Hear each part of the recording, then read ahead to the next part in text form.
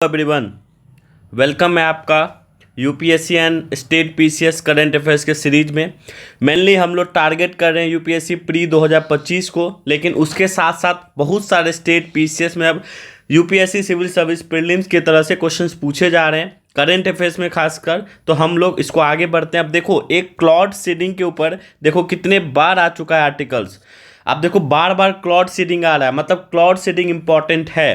Cloud seeding का मतलब होता है आर्टिफिशियल रेन, दोनों सेम ही चीज़ है, क्लाउड सीडिंग बोले या फिर आर्टिफिशियल रेन बोले, ठीक है।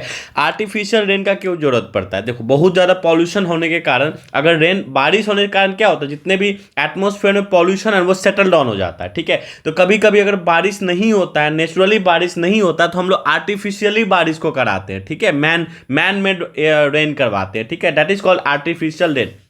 तो ये कैसे कराते हैं? तो देखो, cloud seeding is a technique used to modify weather by releasing silver iodide AgI into the atmosphere to facilitate the formation of ice crystal। तो क्या होता है कि हम एटमॉस्फेयर में सिल्वर आयोडाइड को रिलीज कर देते हैं, उसके कारण क्या होता है कि फॉर्मेशन हो जाता है आइस क्रिस्टल का। आइस क्रिस्टल के कारण क्या होता है, ये इन्हेंस करता है क्लाउड्स को कि वो जनरेट कर सके रेन को। तो क्या होता है, आइस क्रिस्टल बनता है। आइस क्रिस्टल आपको क्या करता है, क्लाउड्स की एबिलिटी को बढ़ाता है, इन्हेंस करता है, सो डैट कि वो जनरेट कर सके रेन को, ठीक है। उसके बाद हम ये समझ सकते हैं कि सिल्वर आयोडाइड के साथ साथ कभी कभी पोटासियम आयोडाइड भी यूज करते हैं to enhancing the rain, to have the artificial rain, ठीक है। Silver iodide aids in the creation of ice nuclei in clouds which are necessary for artificial rain to occur, ठीक है। तो I hope कि आप समझ गए होंगे। तो आपसे इसमें क्वेश्चन ये भी पूछ सकता है कि हम किस चीज़ को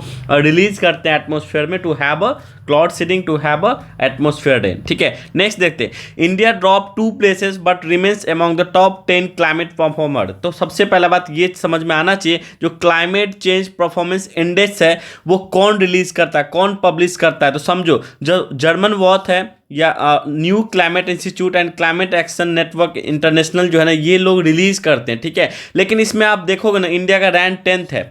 अब 2 प्लेसेस ड्रॉप हुआ, मतलब पहले 8th रैंक था, ये भी समझ जाओ, ठीक है। द हिंदू कह रहा है। उसके साथ साथ समझो, जो फर्स्ट 3 प्लेस है ना, उस पर कोई भी कंट्री नहीं है, क्योंकि इनका जो क्राइटेरिया है ना उसको कोई फुलफिल नहीं कर रहा है। लेकिन जब हम देखते हैं कि 4th प्लेस पे देखते हैं तो डेनमार्क है, ठीक है। 4th प्लेस पे डेनमार्क है और 5th प्लेस में आपका कौन है, नीदरलैंड है। 5th प्लेस पे नीदरलैंड है। तो ये दोनों आप याद रखोगे। उसके साथ साथ क्या याद रखोगे, वाइल लास्ट 2 इमीटर्स मतलब आप समझ ही रहे हो, जो इमिट्स कर रहे हैं, जो भी green house gas type substances है, जो पॉल्यूटेंट्स है, जो उसको इमिट कर रहा है, इमिट मतलब कम कर रहा है, खत्म कर रहा है, उसको रखा गया है। उसके लिए जो कर रहा है, इस प्रोसेस में काम कर रहा है, उसको रैंक दिया जाता है, ठीक है। उसके साथ साथ आप ये ध्यान पे रखोगे, चाइना और यूएस रिमेन्स वेरी लो, मतलब चाइना जो है ना 55th पोजीशन पे है, उसके साथ साथ यूएसए अपना 57th पोजीशन पे है। तो ये भी आपको साथ ही साथ ध्यान पे रखना। लेकिन एग्जाम में अगर पूछ देगा ना, तो आपको लगेगा नहीं कि चाइना और यूएसए लास्ट मतलब सबसे बेकार परफॉर्मेंस है, ऐसा नहीं रहेगा, क्योंकि आपको लगेगा ये लोग अच्छा परफॉर्मेंस करते हैं। लेकिन इस बात को समझो, जब भी क्लाइमेट के ऊपर काम करने का बात आता है तो ये लोग अच्छा काम नहीं कर रहे, ठीक है। नेक्स्ट देखो, पीएम एक्सटेंड भारत भाषा गौरव सप्ताह। तो भाषा गौरव सप्ताह को पीएम ने एक्सटेंड विशेष किया है। तो ये कहाँ मनाया जाता है? ये असम में मनाया जाता है, और असम में मनाया जाता है। उसके साथ साथ पीएम ने कॉन्ग्रेचुलेट किया है, क्योंकि जो लिंग्विस्टिक लैंग्वेज है, सॉरी जो क्लासिकल लैंग्वेज है ना, उसमें असम को ऐड किया गया है। तो ये भी एक इंफॉर्मेशन आपके लिए कि क्लासिकल लैंग्वेज में अब असम भी ऐड हो गया। तो आपने पढ़ा ही होगा, ठीक है, कि और कौन कौन से लैंग्वेज ऐड हुए, डू कमेंट, ठीक है।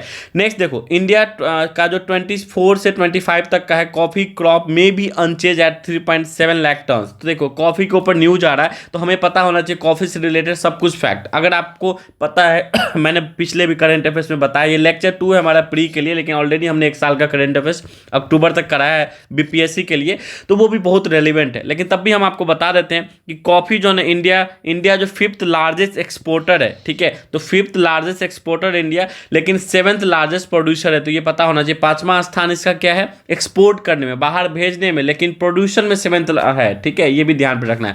टॉप कंट्री देखते हैं, टॉप कंट्री प्रोड्यूसर के हिसाब से तो पहला ब्राजील है, फिर वियतनाम है, कोलंबिया है, इंडोनेशिया और इथोपिया। ये आपको ध्यान रखने की जरूरत है।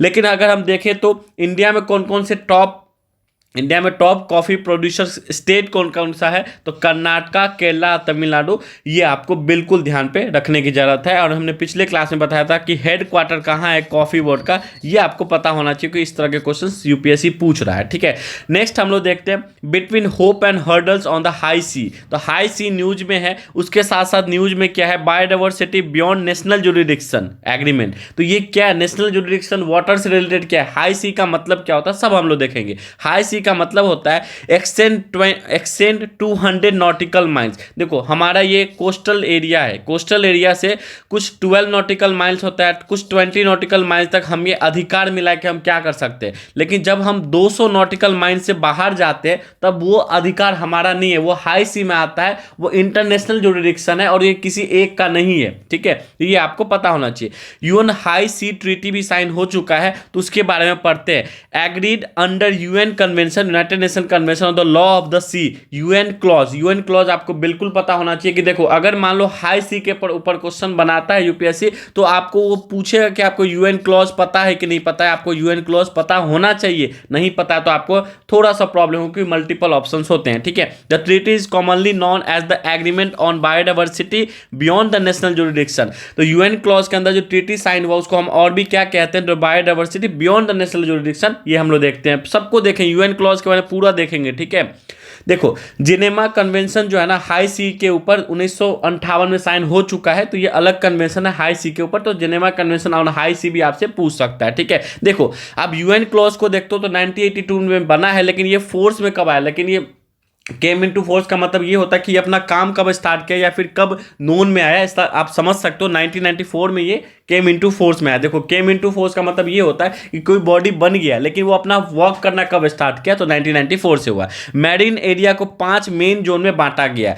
पहला है इंटरनल वाटर, इंटरनल वाटर आप समझिए हो। उसके बाद समझो, यहां से समझो टेरिटोरियल सी। अगर आपसे पूछा जाएगा इंडिया का टेरिटोरियल सी का कहां तक है, तो 12 नॉटिकल माइल्स तक है। ये एरिया नॉटिकल माइल्स में हम लोग देखते हैं सी का। ठीक है, उसके बाद कॉन्टिजियस जोन होता है जिसको हम लोग up to 24 nautical baseline तक हम लोग बोलते हैं। लेकिन एक्सक्लूसिव इकोनॉमिक जोन क्या होता है, अप टू 200। तो एक्सक्लूसिव इकोनॉमिक जोन हमारा 200 नॉटिकल माइल तक है, ये ध्यान पे रखना। फ्रॉम बेस लाइन मतलब देखो पहले 12 तक हम लोग टेरिटोरियल सी बोलते हैं, फिर 12 से नेक्स्ट 24 तक हम लोग कंटिजियस जोन बोलते हैं, फिर नेक्स्ट 200 तक हम लोग क्या बोलते हैं, ईईजे एक्सक्लूसिव इकोनॉमिक जोन बोलते हैं।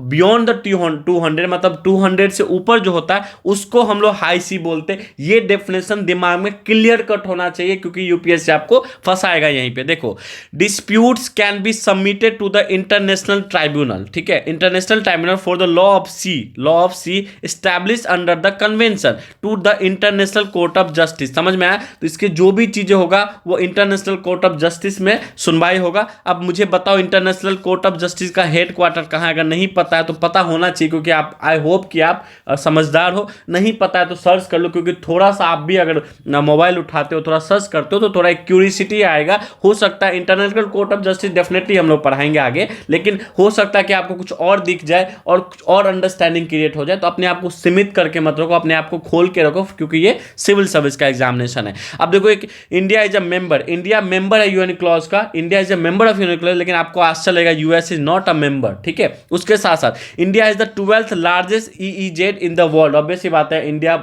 ईईजेड पे 12 लार्जेस्ट होगा ही, क्योंकि इंडिया के पास इतना बड़ा सी है। ठीक है, उसके बाद देखो न्यूज में है पेन्यार रिवर वाटर। पेन्यार रिवर वाटर क्यों है, क्योंकि दो स्टेट के बीच में, पहला कर्नाटका और तमिलनाडु के बीच में डिस्प्यूट होता रहता है। तो हम लोग डिस्प्यूट तो है ही, ठीक है, उससे रिलेटेड ये है कि पेन्यार रिवर वाटर के बारे में, पेन्यार रिवर के बारे में हम लोग को सब कुछ पता होना चाहिए, जो बेसिक फैक्ट्स है, क्योंकि क्वेश्चन वहीं से पूछेगा। अगर कोई अगर आपका द हिंदू में या किसी भी न्यूज आर्टिकल्स में कुछ आया जिसको हम लोग कवर करा रहे हैं, अगर उससे हेडिंग से क्वेश्चन नहीं बनना है, उसके 4-5 लाइन से क्वेश्चन नहीं बनना है, मतलब उसके स्टैटिक पोर्शन से आपको क्वेश्चंस बनेगा। यही यूपीएससी का तरीका है पूछने का। ठीक है, देखो 77% ड्रेनेज बेस जो है ना वो तमिलनाडु में, मतलब जो पेन्यार रिवर का 77% ड्रेनेज बेस जो है वो तमिलनाडु में लाई करता है। ये दो स्टेट में रिवर फ्लो करता है, पहला कर्नाटका दूसरा तमिलनाडु। उसके साथ साथ इसको हम लोग थेनेपेनाई भी बोलते हैं, जो ऑरिजिनेट होता है ईस्टर्न स्लोप ऑफ नंदी हिल से। नंदी हिल से ऑरिजिनेट होता है। कहाँ से ऑरिजिनेट होता है? नंदी हिल्स। वो कहाँ पे?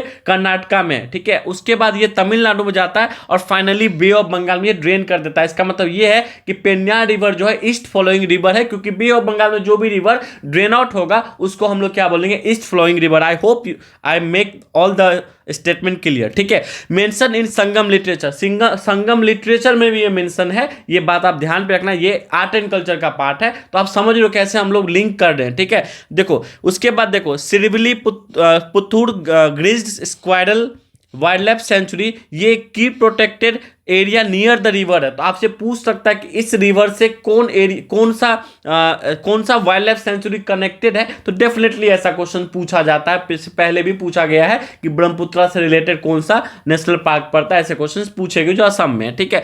देखो सिटीज ऑन दिस बैंक, कौन कौन सा सिटीज के बैंक पे है? तो मोस्ट है बेंगलोर है, उसके बाद आप देखो हॉशोर है। तो ये सब सिटीज है, ठीक है। तो आप ये ध्यान पे रखोगे, बेंगलोर जो इसमें मोस्ट इंपॉर्टेंट, तो आपसे ये पूछ सकता है, ठीक है। नेक्स्ट देखो नेशनल गोपाल रत्न अवार्ड 2024 विनर्स। तो विनर कौन कौन है? ये उससे ज्यादा मतलब क्या है कि हमारे लिए किसको दिया जाता है? ये लाइव स्टॉक और डेयरी सेक्टर के लिए दिया जाता है। लाइव स्टॉक का मतलब हो गया जो भी लाइव स्टॉक मतलब क्या होता है? जिसको हम लोग रखते हैं, स्टॉक में रखते हैं। लाइव मतलब जो जिंदा है। अगर हम इसको तोड़े तो जैसे मान लो एग्जांपल दो तो कौ हो गया। मेनली जो भी ऐसे एनिमल्स है जो हमको मिल्क प्रोवाइड करते हैं और या फिर हमको फार्मर्स में हेल्प करते हैं, वही लाइव स्टॉक जनरली होते हैं, ठीक है। तो ये मेनली लाइफ स्टॉक और डेयरी सेक्टर के लिए दिया जाता है। इसके 3 कैटेगरी है जो आपको पता होना चाहिए। क्या क्या कैटेगरीज है? तो based dairy farmers, rearing indigenous cattle और बफेलो ब्रीड्स। तो जो भी इंडिजीनियसली मतलब इंडिया का जो ब्रीड है कैटल और बफेलो ब्रीड्स को बेस्ड डेयरी फार्मर्स जो है उनको मिलता है। उसके साथ साथ जो इसमें आर्टिफिशियल इंसेमिनेशन टेक्निक्स यूज करते हैं, टेक्निक है, ठीक है, जो यूज करते हैं उनको मिलता है। उसके साथ साथ बेस्ड डेयरी कोऑपरेटिव या मिल्क प्रोड्यूसर कंपनी को भी मिल सकता है, डेयरी कोऑपरेटिव को भी मिल सकता है, साथ ही साथ डेयरी फार्मर प्रोड्यूसर को भी मिल सकता है जो ऑर्गेनाइजेशन है। आई होप कि आपको समझ में आया होगा। ऐसे ही क्वेश्चंस आपसे पूछे जाएंगे, ठीक है। अब इसमें क्या है कि special award for north eastern state के लिए इसमें बोला गया है। नॉर्थ ईस्टर्न स्टेट के लिए स्पेशल अवार्ड है, ठीक है। नेक्स्ट देखो इंटरनेशनल ट्रेड फेयर 2024, ये दिल्ली प्रगति मैदान में है। तो इतना ही नहीं समझना है, उसके साथ साथ ये ध्यान पे रखना है कि 43rd है। 43rd का मतलब समझ रहे हो कि ये 2024 का हम लोग न्यूज देख रहे हैं। 43rd है मतलब ये 43 साल पहले स्टार्ट हुआ। तो कब स्टार्ट हुआ ये भी पता होना चाहिए। 1980 में ये स्टार्ट हुआ है। उसके साथ साथ पार्टिसिपेटिंग स्टेट कौन कौन सा इस फेयर में? तो बिहार और यूपी इसमें पार्टिसिपेशन स्टेट है। फोकस स्टेट कौन सा है? झारखंड है। और इसका थीम क्या है? डेवलप इंडिया बाय 2047, विकसित भारत जो 2047 का प्रधानमंत्री मोदी जी का कल्पना है वही इसका थीम है, ठीक है। नेक्स्ट हम लोग देखते हैं डोंगफेंग जो है ना 100, ये चैंगिंगन 100 भी इसको हम बोलते हैं, CJ 100। ये चाइनीज का सुपर चैंगजियान भी बोलते हैं। I may be wrong with my pronunciation, sorry for that. Chinese का सुपरसोनिक क्रूज मिसाइल है। ये क्रूज मिसाइल है, ये आपको ध्यान पे रखना है क्योंकि बैलिस्टिक मिसाइल भी होता है। क्रूज और बैलिस्टिक मिसाइल में क्या डिफरेंसेस होता है ये ऑलरेडी हमने एक साइंस एंड टेक में पढ़ा दिया। आप जा सकते हो 17th BPSC science and take करके होगा, कोई दिक्कत नहीं। अगर UPSC का भी आप स्टूडेंट हो तो कहीं से मिल रहा है, डेफिनेटली हम लोग साइंस एंड टेक भी करा रहे हैं, वहाँ भी हम लोग कराएंगे, लेकिन ऑलरेडी हमने पढ़ा दिया, फिर से हम पढ़ाएंगे UPSC के लिए थोड़ा और एलोबरेट फॉर्मेट में। उसके साथ साथ आपको क्या ध्यान पे रखना है, तो आपसे पूछ सकता है ये मिसाइल किसका है। और चाइना का सुपरसोनिक है। एक हाइपरसोनिक भी होता है, सबसोनिक भी होता है। आई होप कि आपको पता होगा जो भी आपका स्पीड 5 मैच से बड़ा होगा उसको हम लोग सुपरसोनिक बोलते हैं, ठीक है। आई होप आपको ये क्लियर होगा, ठीक है। तो मैं यहां बता ही देता हूं 3 चीज होता है, 3 चीज आपको समझ में आना चाहिए। एक होता है सबसोनिक, ठीक है, सबसोनिक होता है, ठीक है। एक होता है आपका सुपरसोनिक, ठीक है, और एक होता है आपका हाइपरसोनिक। हाइपरसोनिक का स्पीड 5 माच से बड़ा होता है, 5 माच से बड़ा होता है। माच में मैं बता दूंगा, मैच से बड़ा होता है, 5 मैच से बड़ा होता है। जो अपना सुपरसोनिक है वो 1 मैच से बड़ा होता है लेकिन 5 मैच से छोटा होता है। उसके बाद जो अपना सबसोनिक होता है वो अपना वो अपना 1 मैच से छोटा होता है, ठीक है, 1 मैच से छोटा है, तो ये आप समझ में आ जाना चाहिए। 3 होता है, देखो, सबसोनिक जो 1 मैच से कम हो, सुपरसोनिक जो 1 से बड़ा हो, 5 से छोटा हो, और हाइपरसोनिक जो 5 से बड़ा हो। तो आपसे मैं पूछूं तो ये मैच क्या होता है, तो वो भी बता देते हैं। मैच जो होता है रेशियो होता है ऑब्जेक्ट का speed upon speed of sound, object का speed upon upon speed of sound, इसका ये रेशियो होता है, इसको हम लोग मैच बोलते हैं। तो इसका जो स्पीड का जो हम लोग कर देखते हैं ना, वो मैच फॉर्म में देखते हैं, ये पता होना चाहिए। ये रैमजेट इंजन है, एक स्क्रैमजेट इंजन होता है, एक रैमजेट इंजन होता है, बहुत सारा टाइप ऑफ इंजन होता है, ठीक है, सॉलिड प्रोपल्सन इंजन होता है। तो ये समझ में आना चाहिए आपको कि ये रैमजेट इंजन है, ये आपको बिल्कुल क्लियर होना चाहिए। यही सब क्वेश्चन आपसे पूछेगा, ऑप्शन में स्क्रैमजेट दे देगा, ठीक है। लैंड बेस्ड सिस्टम है, ये भी ध्यान पे रखना, with range of reportedly between 3000 to 4000 kilometre, तो इसका रेंज ये है उसके साथ साथ, ठीक है। अब देखो ई दाखिल पोर्टल, ई दाखिल पोर्टल जो है कंज्यूमर का ग्रीवांसेस है, ग्रीवांसेस रिडर्सल है, जहां पे आप प्लेटफॉर्म पे आपकी जो भी प्रॉब्लम है, आप कंज्यूमर का जो भी प्रॉब्लम है, ई दाखिल पोर्टल पे आप कंप्लेन कर सकते हो, ठीक है। वाज फर्स्ट इंट्रोड्यूस इन 7 सितंबर 2020 को ये लॉन्च हुआ था फर्स्ट टाइम, ये by the national consumer dispute redressal commission. तो किसके द्वारा लॉन्च किया गया था, ये आपको बिल्कुल पता होना चाहिए। Offers consumers and easy, cost effective और efficient online mechanism to file grievances. तो जो भी कंज्यूमर का ग्रीवेंसेज है, शिकायत है, ग्रीवेंसेज मतलब उसको हम लोग इस ई दाखिल पोर्टल पे ई दाखिल पोर्टल पे कंप्लेन रेज कर सकते हैं। और इसको किसने इंट्रोड्यूस किया है, तो national consumer dispute redressal commission ने, एनसीडीआरसी ने किया है। इतना जान के तो मोर देन सफिशिएंट है, देख लो मीन चेक, कोई भी न्यूज हम नहीं छोड़ रहे हैं, ठीक है। Centre launches 1 nation 1 subscription to facilitate access to research articles. तो मेनली टियर 2 और टियर 3 सिटीज में ये लॉन्च किया गया। किस किस के लिए लॉन्च किया गया, तो 2025 से 2027 के लिए लॉन्च किया गया। 6000 करोड़ का ये एलोकेशन ऑफ बजट है, बजट में 6000 करोड़ दिया गया। तो ये इंपॉर्टेंट नहीं है आपके लिए। उसके साथ साथ ये ध्यान रखना, ये high impact scholarship articles journals for students, researchers and faculty members across the government manage higher education and RD institute, तो इन लोगों को दिया जाएगा। The initiative has been launched in alignment with the vision of विकसित भारत 2047। देखो विकसित भारत 2047 बहुत important है। एनईपी नेशनल एजुकेशन 2020, अनुसंधान नेशनल रिसर्च फाउंडेशन, तो इन सब के साथ कोलैबोरेशन अलाइन करके ये 1 नेशन 1 सब्सक्रिप्शन स्कीम बिल्कुल लॉन्च किया गया है। मैं एक्सपेक्टेड करता हूँ ये क्वेश्चंस आएगा, ठीक है। Foster research driving learning environment, so that कि जो भी लर्निंग इन्वायरमेंट है उसको अच्छा किया जाए। जो भी स्टूडेंट्स है जो रिसर्च फील्ड में R&D रिसर्च एंड डेवलपमेंट पे है, उनको एक बजट दिया जाएगा, एक पैसा दिया जाएगा, सो दैट उनका रिसर्च का जो काम है वो आसान हो सके, ठीक है। नेक्स्ट देखो Sathyamangalam tiger reserve, Sathyamangalam tiger reserve news में है, तो हम उसको एक हॉलिस्टिक वे में देखते हैं। सतमंगलम टाइगर रिजर्व है कहाँ पे, तो तमिलनाडु में। उसके साथ साथ ये ध्यान पे रखना है कि उसके पास बंगाल टाइगर है, लगेगा नहीं कि बंगाल टाइगर तमिलनाडु में है, लेकिन सतमंगलम टाइगर रिजर्व में है। One of the largest population of Asiatic elephant in the south India, south India में ये one of the largest population, मतलब वन ऑफ द लार्जेस्ट मतलब सबसे ज्यादा यहाँ नहीं है, वन ऑफ द लार्जेस्ट मतलब लार्जेस्टों में से एक ये भी है एशियाटिक एलिफेंट का। देखो 50 साल हो गया, लेकिन आप ध्यान दोगे तो यहाँ पे तमिलनाडु पे जो रीइंट्रोड्यूस किया गया था नीलगिरी तहर का सतमंगलम टाइगर रिजर्व में, उसका 50 साल हो गया है। नीलगिरी तहर जो है ना तमिलनाडु का ये स्टेट एनिमल्स है, जिसका IUCN स्टेटस इंडेंजर्ड है। ये आपको बिल्कुल क्रिस्टल क्लियर होना चाहिए। लेकिन अभी आप देखोगे ना तो सतमंगलम टाइगर रिजर्व में कोई भी major is currently only the major reserves in Tamil Nadu without Nilgiri tahr. तो यहाँ पे वन ऑफ द इंपॉर्टेंट ये है कि यहाँ पे नीलगिरी तहर है ही नहीं, ठीक है, जो कि नीलगिरी तहर तमिलनाडु का स्टेट एनिमल है, लेकिन तमिलनाडु का स्टेट में एक सतमंगलम टाइगर रिजर्व है जिसमें वो चीज़ है ही नहीं, ठीक है।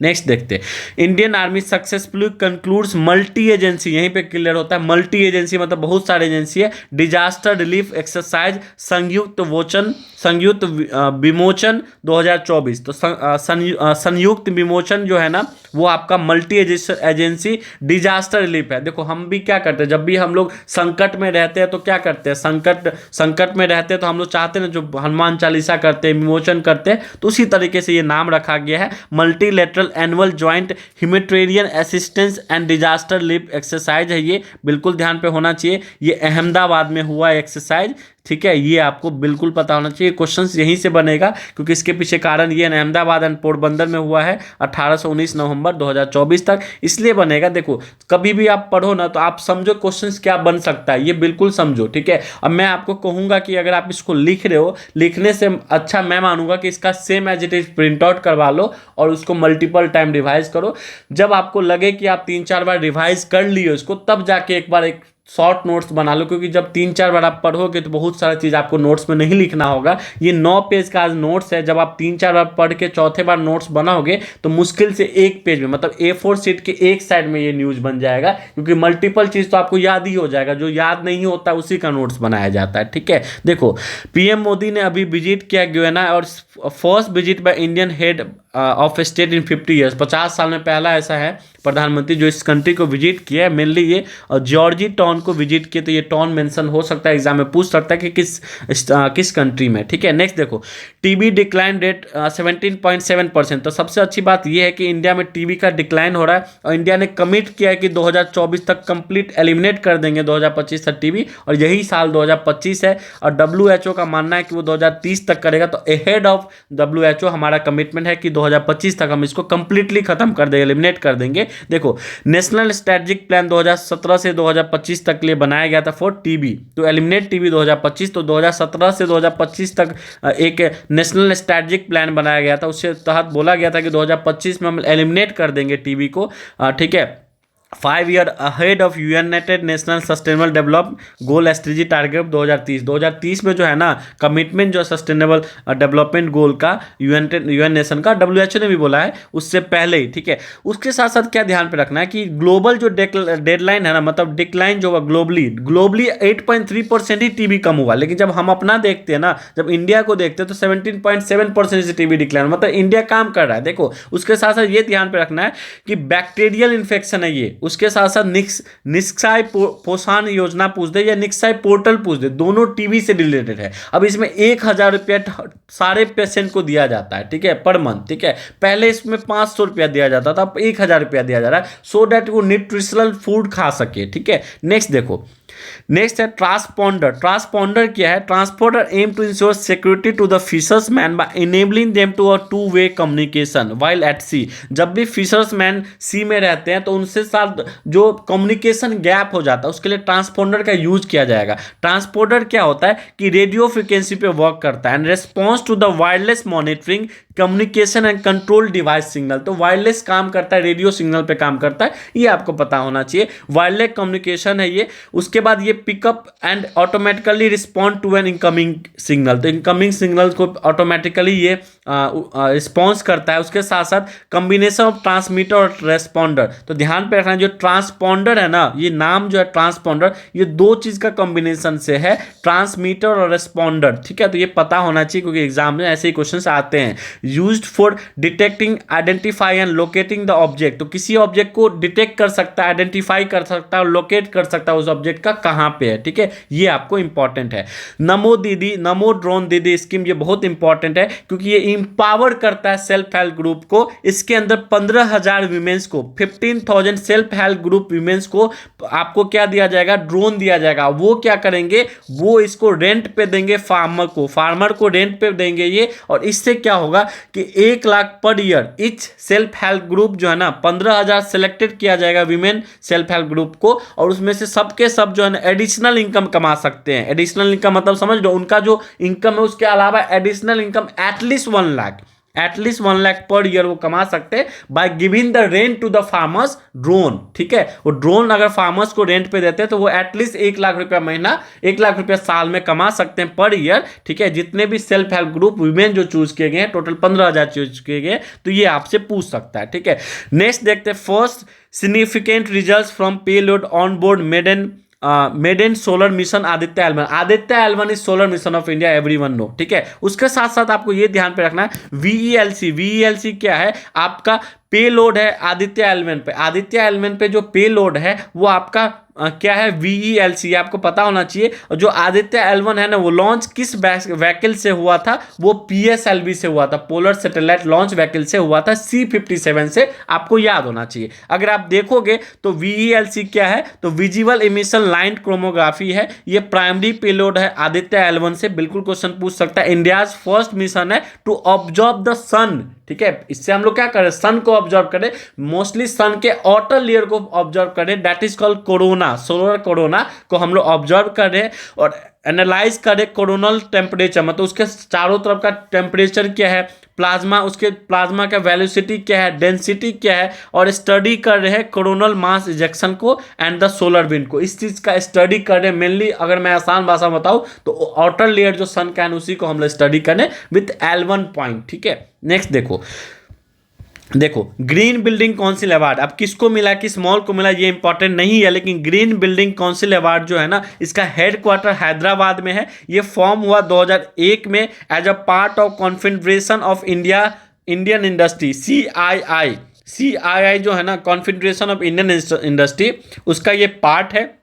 उसके बाद ये सर्टिफिकेशन बॉडी है किसी भी बिल्डिंग का, किसी भी ग्रीनिंग प्रोजेक्ट एंड बिल्डिंग जो है ना, जो भी ग्रीन प्रोजेक्ट से थ्रू जो बिल्डिंग बना जिसमें ऐसा चीज़ें हुआ जिससे पॉल्यूटेंट ना हो, वैसे बिल्डिंग को ये सर्टिफिकेशन प्रोवाइड करता है, ये आपको ध्यान पे रखना है। ये फॉर्म 2001 में हुआ as a part of Confederation of Indian Industry, ये भी ध्यान पे रखना है। इसका हेडक्वार्टर हैदराबाद में और ये इंडियन बॉडी है, ठीक है।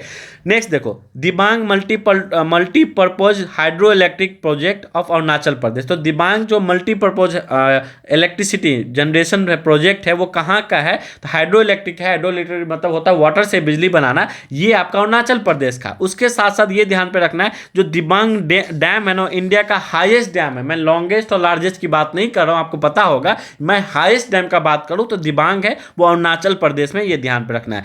यूरेनियम न्यूज में है, दो बार न्यूज में आ रहा है, एक बार द हिंदू में और उसके साथ साथ इंडियन एक्सप्रेस में भी है। तो यूरेनियम के बारे में आप समझ जाओ कि ये silver grey radio active element है। उसके साथ साथ ये ध्यान पे रखना है कि Andhra Pradesh has largest uranium reserve in India, ठीक है, विथ द तुम्हारा पहले group of deposit in YSR district of being the country largest uranium deposit, तो ये ध्यान पे रखना है, ठीक है। Australia largest reserve in the world, ठीक है। नेक्स्ट देखो अगर हम बात करें तो वर्ल्ड बैंक जो है ना 15,000 का लैंडिंग दिया है अमरावती डेवलपमेंट के लिए। अमरावती डेवलपमेंट कहाँ पे है, तो आंध्र प्रदेश में, ये भी ध्यान पे रखना है, ठीक है। नेक्स्ट देखो केंद्रीय हिंदी समिति का टेन्योर तीन साल है। इसमें Amit Shah union home minister ने भी इसको मीटिंग को अटेंड किए थे। 32nd मीटिंग था ये, speaking at the 32nd meeting of केंद्रीय हिंदी समिति, ठीक है। उसके साथ साथ इसका जो चेयर है ना वो PM करते हैं, 9 मिनिस्टर्स रहते हैं इसके अंदर और 6 CMs रहते हैं एंड अदर्स मिनिस्टर्स भी रहते हैं, ठीक है।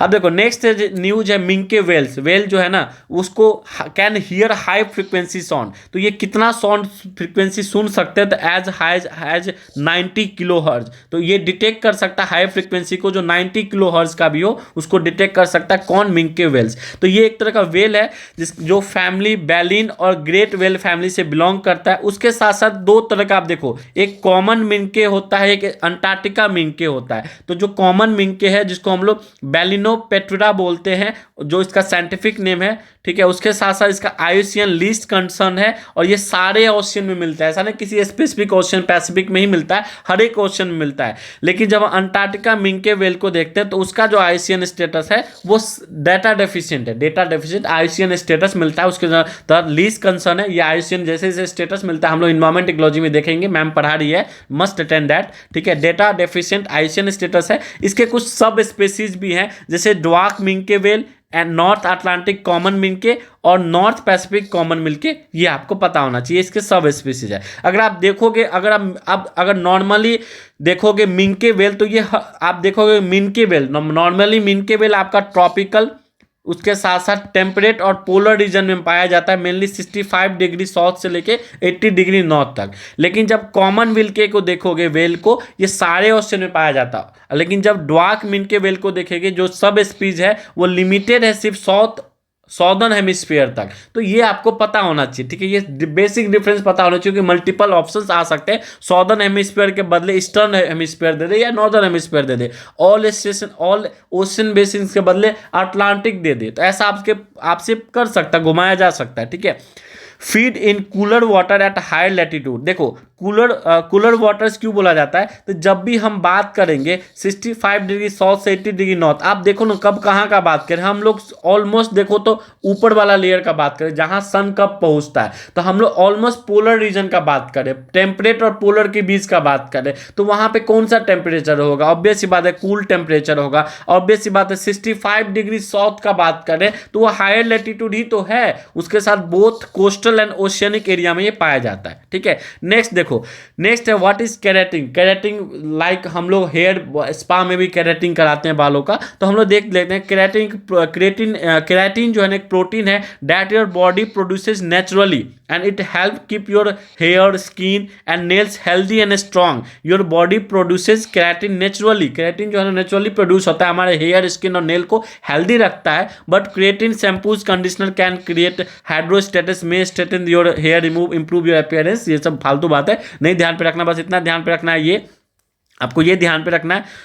एक मिनट, हाँ, जो केराटिन है ना वो प्रोटीन है, वो हमारे हेल्दी रखता है, नेचुरली प्रोड्यूस होता है बॉडी में, हेयर स्किन नेल को हेल्दी रखता है, ये ध्यान पे रखना है।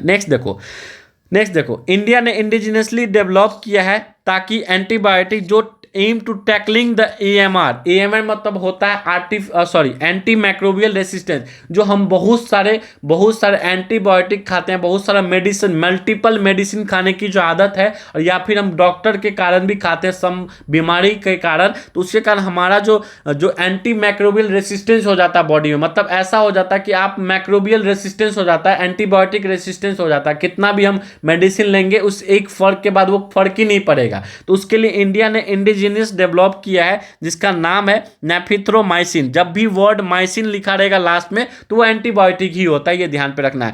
ये किसके साथ मिलकर डेवलप किया है, तो वर्क हार्ट के साथ मिलकर डेवलप किया है, support from the biotechnology industry research assistant council, BIRAC के साथ हेल्प करके इंडिया ने डेवलप किया है। इसको हम लोग मार्केटेज एज ए मिक्विनैप बोलेंगे, मेडिसिन के टर्म में इसको मिक्विनैप बोलेंगे, मिक्विनैप, I may be wrong with my pronunciation, sorry for that. ये टारगेट करेगा कम्युनिटी एक्वायर्ड बैक्टीरियल निमोनिया को, ठीक है, जो कॉज होता है ड्रग रेसिस्टेंस बैक्टीरिया के कारण, ठीक है, तो मेनली AMR के कारण जो इशूज हो रहा है एंटी माइक्रोबियल रेसिस्टेंस के कारण, उसको ये करेगा, ठीक है। मल्टीपल न्यूज में देखो ये बिजनेस लाइन है द हिंदू का, उसके साथ साथ देखो ये PIB में भी है। नेक्स्ट देखो मोई डैम असम के ऊपर है, असम का मोई डैम है जो चैरादियो डिस्ट्रिक्ट है, recommended as a UNESCO world heritage status, तो वर्ल्ड हेरिटेज स्टेटस में इसको रिकमेंडेड में ये सक्सेसफुली ये ऐड भी हो गया है। यूनेस्को वर्ल्ड हेरिटेज लिस्ट जो देखोगे तो उसका जो 46th सेशन है वो न्यू दिल्ली में है, ठीक है, न्यू दिल्ली में आप देखोगे तो ये असम का थर्ड ऐसा साइट है जो यूनेस्को वर्ल्ड हेरिटेज लिस्ट में ऐड हो गया है। दो जो है, एक काजीरंगा नेशनल पार्क है, दूसरा मानस नेशनल पार्क है, उसके साथ साथ मोई डैम भी ऐड हो गया है। एक हेमिस्फीयर फ्यूनरल मॉन्ड है, ये हेमिस्फीयर शेप का है, ए होम किंगडम जो असम के हैं उन्हीं के द्वारा ये बनाया गया था, मेनली ब्रह्मपुत्रा वैली के आसपास ये है, और 13 से 19th सेंचुरी तक ये किंगडम था। यूनेस्को के बारे में देखते हैं, क्योंकि यूनेस्को ही जो है वर्ल्ड हेरिटेज लिस्ट में ऐड करता है, तो हम यूनेस्को को पढ़ लेते हैं थोड़ा। United Nation Educational Scientific and Cultural Organization है, is a specialise agency of UN, United Nation का ये स्पेशलाइज एजेंसी है, build peace through the international cooperation in education science and culture, तो ये mainly international education science culture, उसके साथ कोई भी साइंटिफिक एंड कल्चरल जो चीजें हैं उसको ये ऐड करता है। इंडिया में देखोगे तो 43 साइट है, out of which 35 are natural, 35 are cultural, 7 are natural and 1 are mix, ठीक है। हेडक्वार्टर इसका पेरिस है, इतना याद रख ले, मोर देन सफिशिएंट है। नेक्स्ट हम लोग देखते हैं world anti doping agency and Japan support, तो देखो India will host a 4-day global learning development framework GLDF result in management training in collaboration with the world anti doping agency in new Delhi from November 19 से लेकर नवंबर 22 तक, not so important. तो देखो mainly आपको ये समझ में होना चाहिए कि वाडा करके एक संस्था है जिसको, जो आपका anti doping world anti doping agency, उसको वाडा को बोलते हैं, शॉर्ट फॉर्म में वाडा बोलते हैं, बोलते हैं, और ये एक इंटरनेशनल इंडिपेंडेंट एजेंसी है जो भी स्पोर्ट्स में डोपिंग होता है, डोपिंग मतलब जो मिक्सिंग करके, मतलब अगर मान लो किसी भी प्लेयर को कोई एक्स्ट्रा चीज़ दे दिया जाता है सो डैट कि अच्छा परफॉर्मेंस करे, चाहे वो मेडिसिन हो या कोई भी चीज़ हो, उसको हम लोग डोपिंग बोलते हैं। डोपिंग मतलब होता है इम्प्योरिटीज़ को मिलाना, तो उसके लिए वर्क करता है वर्ल्ड एंटी डोपिंग एजेंसी। और इसका जो इस्टेब्लिशमेंट हुआ था 1999 में हुआ था, और हेड क्वार्टर मॉन्ट्रियल कनाडा है, ये याद रखोगे। साइक्लोन फेंगल जो है ना न्यूज में है, और मेनली तमिलनाडु को भी हीट किया है। बे ऑफ बंगाल में ये ओरिजिनेट हुआ था, ठीक है। नेम जो इसका नाम जो पड़ा वो सऊदी अरबिया ने नेम दिया जहां तक मुझे याद है, लेट मी चेक इट, ठीक है। तो ये सही है, साइक्लोन वर्सेस एंटी साइक्लोन। अब साइक्लोन न्यूज में तो ये थोड़े ना यूपीएससी पूछेगा कि फेंगल जो है कहाँ पे हुआ था, इतना अगर मल्टीपल स्टेटमेंट पूछ दिया तो और भी चीज़ें पूछ सकता है। देखो अगर हम साइक्लोन को देखें तो उसके सेंटर पे लो प्रेशर होता है, ठीक है, लेकिन एंटी साइक्लोन को देखें तो उसके सेंटर पर हाई प्रेशर होता है। जब भी साइक्लोन होगा तो उसको सरपास, उसको कम करने के लिए एंटी साइक्लोन भी बनता है, तो इससे समझ जाओ, ठीक है। तो साइक्लोन के जो सेंटर पे लो प्रेशर बनेगा तभी साइक्लोन होगा, क्योंकि देखो लो प्रेशर जब भी बनेगा तो असेंडिंग एयर बनेगा, ठीक है। असेंडिंग एयर जैसे ही बनेगा तो वो साइक्लोन का रूप ले लेगा, ठीक है। देखो पैटर्न ऑफ विंड डायरेक्शन जो होता है नॉर्दर्न हेमिस्फीयर में जहां हम लोग रहते हैं, ऐसे समझ सकते हैं, वहां पे एंटी क्लॉकवाइज होता है विंड का डायरेक्शन इन द साइक्लोन, और सॉर्दर्न हेमिस्फीयर में क्लॉकवाइज हो जाता है। तो जब भी साइक्लोन होगा हमारे लो प्रेशर होता है, साइक्लोन जो पैटर्न ऑफ विंड होता है हमारे नॉर्थ हेमिस्फीयर में एंटी क्लॉकवाइज होता है, सॉर्दर्न में क्लॉकवाइज होता है। लेकिन जब एंटी साइक्लोन होता है जो सेंटर पे हाई प्रेशर होता है और उसका क्लॉकवाइज होता है नॉर्थ, एक याद रखो, यहाँ एंटी क्लॉक, यहाँ क्लॉकवाइज, यहाँ क्लॉकवाइज, यहाँ एंटी क्लॉकवाइज, तो एक याद रखोगे दूसरा याद होगा। थोड़ा नोमेनक्लेचर देखते हैं, नेम देखते हैं कैसे साइक्लोन का नाम पड़ता है। तो मेनली नोडल अथॉरिटीज का WMO है, वर्ल्ड मेट्रोलॉजिकल ऑर्गेनाइजेशन है। लेकिन जब हम इंडियन ओशन रीजन का बात करें, इंडियन ओशन का हम बात करें, ठीक है, इंडियन ओशन का बात करें तो Bangladesh, India, Maldives, Myanmar, Oman, Pakistan, Sri Lanka, Thailand मिलनी यही नाम देते हैं, ठीक है। उसके साथ साथ क्या कंडीशन है साइक्लोन का फॉर्मेशन होने का, तो टेम्परेचर जो है ना 27 डिग्री से बड़ा होना चाहिए, मतलब टेम्परेचर 27 डिग्री से ज़्यादा ही होना चाहिए, तभी साइक्लोन फॉर्म कर सकता है। हम ओशियन के टेम्परेचर का बात कर रहे हैं, ठीक है, टेम्परेचर का बात करेंगे तो ओशियन का टेम्परेचर का बात करें। कोरियोलिसिस फोर्स का वहाँ पे प्रेजेंस होना बहुत जरूरी है। आई होप कि आपको कोरियोलिसिस फोर्सेस पता होगा, क्योंकि ये टॉपिक आपका ज्योग्राफी का है, ठीक है। अब pre existing weak low force area, हमने अभी बताया ना साइक्लोन में लो प्रेशर होना चाहिए, ठीक है, वो यहाँ पे लिखा हुआ है। देखो जब हम साइक्लोन का बात करें तो इंडिया में साइक्लोन बोलते हैं, लेकिन कहीं और भी कुछ और भी नाम बोलते हैं, जैसे टाइफून हम लोग साउथ ईस्ट एशिया और चाइना में बोलते हैं। हुरिकेन्स हम लोग नॉर्थ अटलांटिक और ईस्टर्न पैसिफिक में बोलते हैं।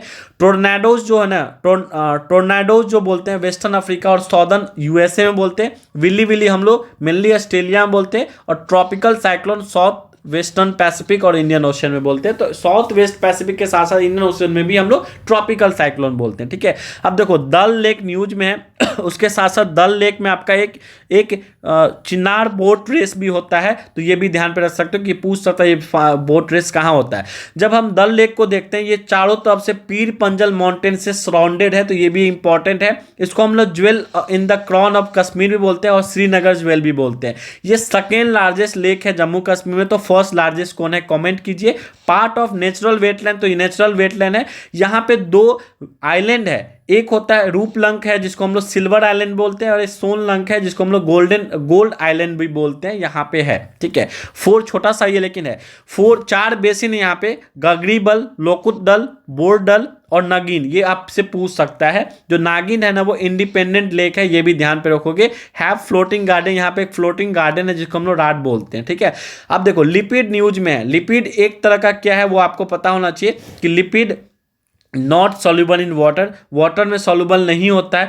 ये मेनली आपको रेगुलेट करता है हार्मोन्स को, ट्रांसमिट करता है नर्व्स इम्पल्सेस को, organs and store energy in the form of fat. तो आप समझो कि जो एनर्जी स्टोर होता है ना लिपिड का, वो फैट के फॉर्म में होता है। और एक्सेसिव कंज्यूम जब हम लोग करते हैं ना तो हम लोग को एथेरोस्क्लेरोसिस हो जाता है, ये पता होना चाहिए, ठीक है। उसके साथ साथ ये सॉल्युबल जो है ना, नॉन सॉल्युबल इन वाटर है। वो बहुत सारे फैट, कुछ फैट सॉल्युबल इन वाटर होते हैं, नॉन सॉल्युबल इन वाटर होते हैं, तो ये नॉट सॉल्युबल है। लेकिन ये पोलर फॉर्म में, नॉन पोलर सॉल्वेंट में ये सॉल्युबल है, जिसको हम लोग क्लोरोफॉर्म बोलते हैं, ठीक है। नेक्स्ट देखो second India Australia annual summit है, ध्यान ध्यान रखना कि फर्स्ट एनुअल समिट जो हुआ था वो 10 मार्च 2023 न्यू दिल्ली में हुआ था। सेकेंड समिट जो हुआ है वो आपको साइडलाइन ऑफ G20 जो है G20 के साथ साथ जो आपका कहाँ पे G20 ब्राजील में हो रहा है, मोस्ट अप्रोप्रिएट री डी जेनेरियो 19 नवंबर को हुआ था। उसके साथ साथ यहाँ पे ऑस्ट्रेलिया में भी आप समझ जाओ, ऑस्ट्रेलिया में भी क्या हुआ, समिट हुआ इंडिया का,